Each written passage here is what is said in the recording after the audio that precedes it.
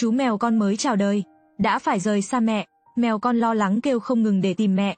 Cũng may lúc này, có một chàng trai đi làm về qua, mèo con cứ tưởng là mẹ trở về, nên vội vàng chạy về phía chàng trai.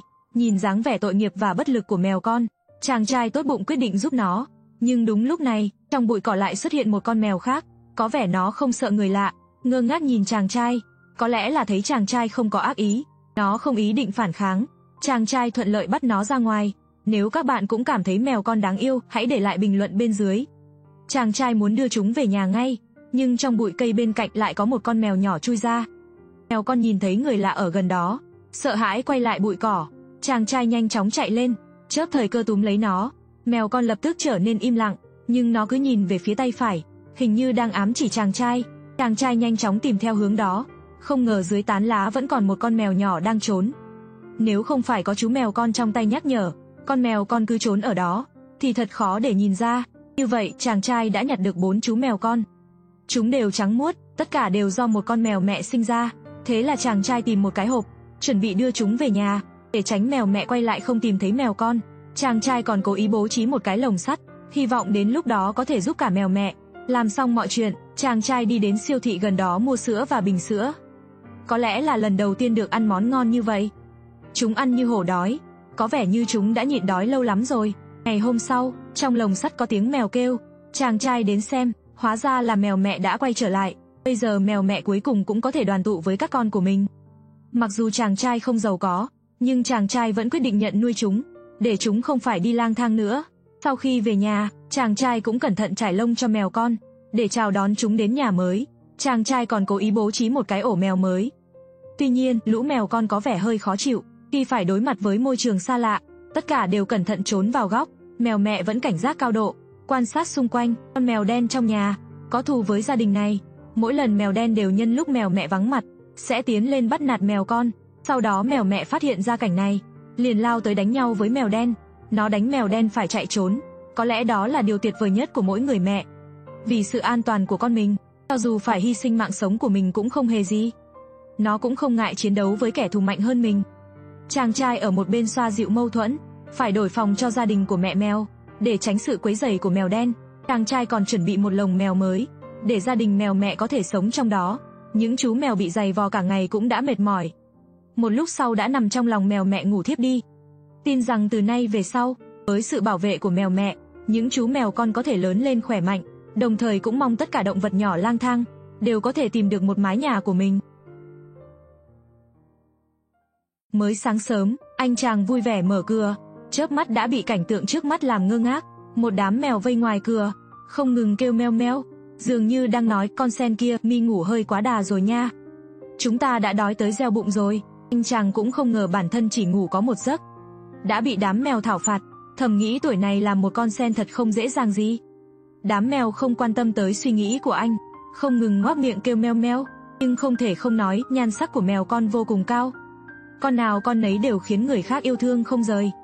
Nếu bạn cũng cảm thấy mèo đáng yêu, hãy bình luận meo meo ở bên dưới.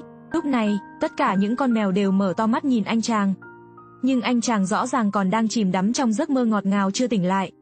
Thấy anh chưa có hành động gì, đám mèo càng lớn tiếng hơn. Thấy vậy, anh chàng về phòng lấy ra túi hạt chia cho đám mèo. Có đồ ăn, đám mèo lập tức ăn từng miếng lớn.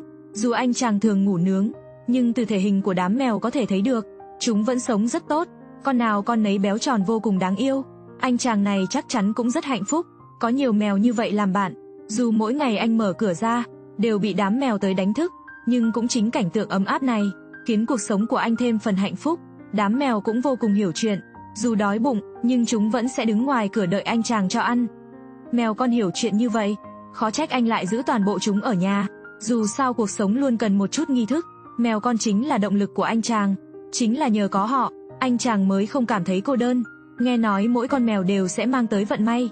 Nhiều mèo như vậy, chắc là cuộc sống của anh chàng sau này sẽ ngày càng tốt. Xem tới đây, bạn chỉ cần bình luận may mắn, bạn cũng sẽ nhận được lời chúc của mèo. Chú mèo con này đã khóc suốt 5 ngày, 5 đêm, bởi vì nó bị mắc kẹt trong đường ống dẫn trong tường. Điều duy nhất chú mèo con có thể làm là không ngừng kêu khóc, hy vọng có người đến cứu mình, mà tiếng của nó đã khàn luôn rồi, gần như đã mất giọng. May mắn là có một chú mèo vẫn ngóng để cứu nó ra. Thì ra là 1 giờ trước, một người dân trong khu dân cư đã tìm tới chàng trai. Nói vài ngày trước, ở đây xuất hiện một con mèo hoang kỳ lạ, ngày nào nó cũng nằm dưới nhà, không rời đi, khi ai đó đến gần, con mèo cũng không hề sợ hãi, nó tỏ ra gần gũi và còn làm nũng với mọi người. Đột nhiên con mèo đứng dậy rời khỏi đây. Mèo con đi chưa được mấy bước đã quay đầu lại nhìn chàng trai, xem chàng trai có đi theo mình không. Chàng trai cũng nhận ra con mèo cần giúp đỡ, bởi vì mỗi lần chàng trai muốn bắt con mèo, nó sẽ lập tức né tránh. Cuối cùng con mèo đến sát bên bức tường và nằm xuống. Sau đó nhìn chằm chằm vào bức tường của căn hộ. Có lẽ con mèo đã đạt được mục đích. Lúc này chàng trai đã nghe thấy tiếng mèo con kêu gào. Chắc chắn rằng có một con mèo con bị mắc kẹt trong tường. Hóa ra, con mèo này muốn đưa chàng trai tới đây để cứu đồng loại của mình.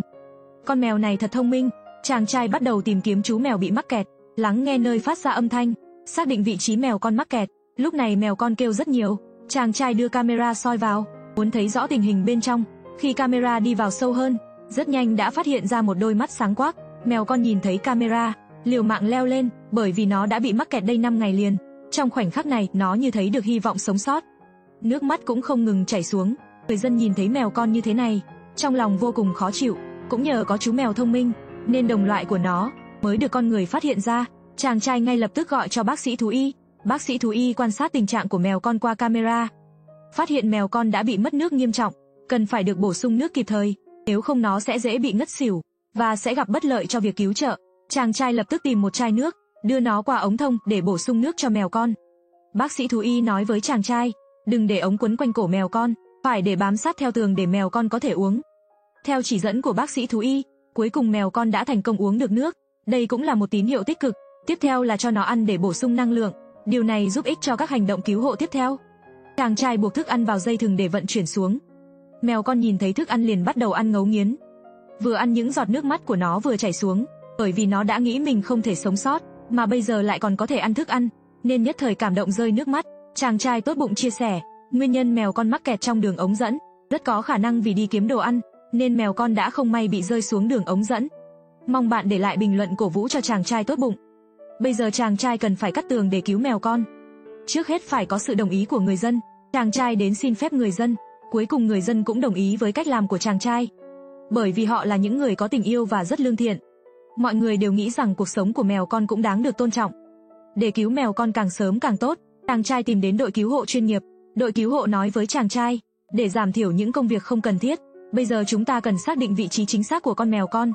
Bởi vì nếu không xác định được vị trí chính xác, mèo con có thể dễ dàng bị thương trong quá trình cắt. Đội cứu hộ bắt đầu phân chia công việc, một bên nhìn camera soi, một bên tiến hành cắt.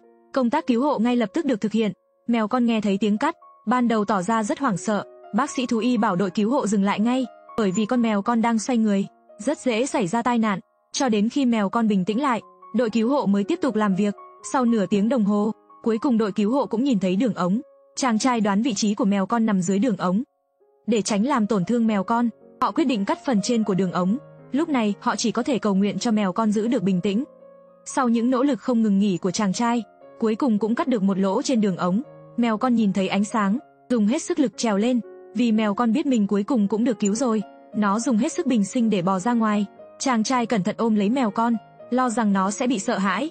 Bác sĩ thú y nhận con mèo và kiểm tra sức khỏe ngay lập tức. Lúc này mèo con nhìn thấy rất nhiều người dân vây quanh, bắt đầu hoảng loạn, mà tiếng kêu của nó đã khàn đặc. Để kiểm tra đầy đủ hơn tình trạng của mèo con, bác sĩ thú y đưa nó tới bệnh viện, sau đó tiến hành kiểm tra toàn thân.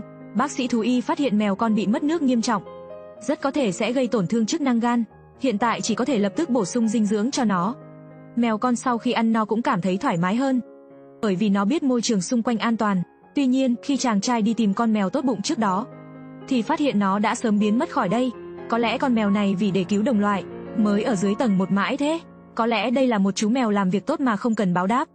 Chàng trai và đội cứu hộ sửa chữa lại bức tường, đồng thời cũng bịt đường ống lại, để ngăn chặn các tình huống tương tự xảy ra. Khi chàng trai lần nữa tới bệnh viện, mèo con đã hồi phục rất tốt, cân nặng cũng trở lại ngưỡng bình thường. Hy vọng trong tương lai, mèo con có thể trưởng thành một cách vui vẻ, khỏe mạnh. Mong rằng tất cả chúng ta sẽ không một ai làm hại những động vật lang thang. Cuộc sống của chúng vốn không hề dễ dàng, đừng dồn chúng vào đường cùng. Nếu không yêu, xin đừng làm tổn thương chúng.